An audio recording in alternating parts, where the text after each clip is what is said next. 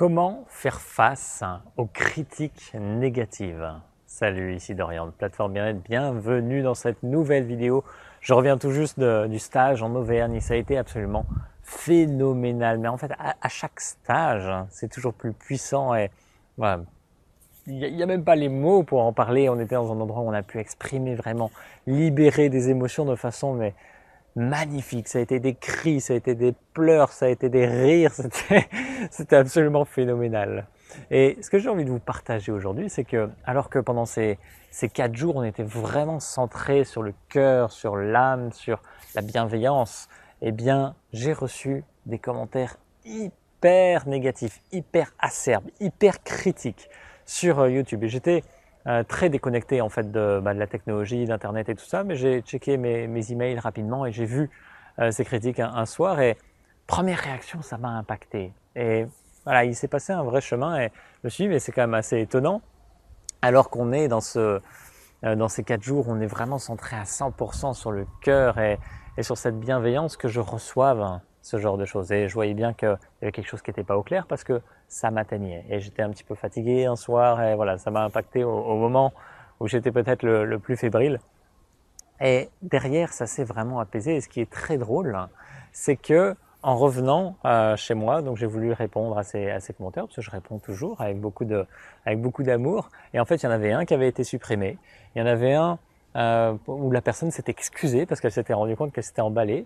Et l'autre où j'ai répondu et je trouvais ça très très intéressant. Et derrière, ça a instauré un dialogue qui était vraiment hyper positif en fait. Et j'ai trouvé ça absolument merveilleux de voir que, eh bien oui, je prends la casquette de l'enseignant pour se centrer sur le cœur, pour être dans l'amour, pour être dans la non-dualité, pour être dans cette unité à chaque instant.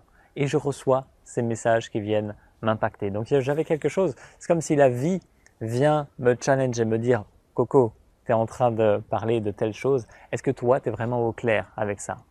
Et ça a été pour moi vraiment inspirant. Et j'ai toujours beaucoup de gratitude pour les personnes qui me font des critiques acerbes parce que, voilà, ça, d'une certaine façon, je crée l'espace énergétique pour que ça puisse arriver. Et que si ces personnes jouent ce rôle inconscient sur le plan de l'âme, bien sûr, de me faire ce genre de remarques, donc ça va être du genre ah, t'es dans l'ego, t'es un manipulateur, t'es un pervers, ça va assez loin, important. Mes messages sont quand même pas non plus très très critiques, mais des fois quand j'attaque le développement personnel ou des choses comme ça, ben ouais, je peux recevoir ce genre de message en contrepartie. Et voilà, c'était une expérience très apaisante pour moi. Et donc, voilà ce que je vous propose en fait. Quand vous recevez des critiques, prenez conscience que vous êtes créateur, vous êtes co-créateur dans cette situation et que si vous les avez attirées, c'est parce que vous en avez besoin et qu'elles vous permettent de vous repositionner, de rester vraiment dans votre axe quoi qu'il arrive. Si vous sentez bien que quand on vous fait des louanges et qu'on vous baise les pieds, eh ben c'est sûr que c'est un petit peu trop facile. Par contre, si vous pouvez vous sentir bien, même quand vous recevez des critiques acides, parce que vous pouvez rester dans votre axe, dans votre essence, et que vous pouvez en apprendre, eh bien c'est absolument merveilleux. Donc, premièrement, c'est de vous rendre compte que vous êtes créateur de cette chose-là. Et en second lieu, ça va être votre réaction vis-à-vis de ça. C'est-à-dire que je vous invite vraiment à ne jamais être dans la réaction de l'ego impulsive, parce que sur le coup, on a atteint et on a juste envie, c'est lui mettre un coup de boule tout de suite. Non, prendre le temps de se recentrer dans le cœur et voir ce qu'il y a entre les lignes ou entre les mots de ce que la personne est en train de me dire. Et là, je peux lui faire une réponse de cœur, lui exprimer ce que je ressens, lui exprimer aussi le véritable message que je voulais faire passer. Peut-être qu'elle l'a compris d'une autre façon et c'était juste une façon de repositionner les choses. Et me permettre de répondre aussi dans une énergie d'amour, alors que l'énergie qui m'a été envoyée était différente. Et là, je peux transmuter la chose et je peux devenir vraiment un maître au sein de la matière, parce que quand je peux être en unité au sein de la dualité, j'ai gagné la partie. Donc, prenez vraiment ce temps pour vous repositionner à chaque critique qu'on vous fait, qu'elle soit orale, qu'elle soit écrite, peu importe. Prenez ce temps de repositionnement en permanence et comprenez que si ça arrive, c'est que vous en avez besoin et que vous pouvez exprimer votre vérité là-dedans. Ne soyez pas dans l'accusation de l'autre, soyez dans l'expression de votre ressenti. Vous pouvez être très honnête en étant dans l'expression de votre ressenti. Je ressens que je me sens blessé parce que tu as dit telle chose.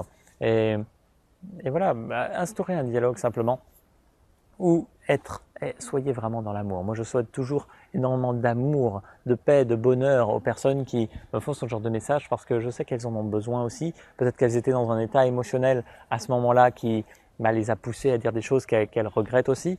Et voilà, instaurez ça, soyez moteur, soyez un exemple. Les personnes qui sont justement dans ce mouvement spirituel, de vraiment libération de l'être, d'expression de qui ils sont vraiment, doivent être moteurs. Et donc on ne doit pas se faire happer par les sollicitations négatives, entre guillemets, mais elles sont là pour nous permettre de nous révéler toujours davantage et d'être ce modèle. Comme l'a dit Gandhi, soyez le changement que vous souhaitez voir dans votre monde.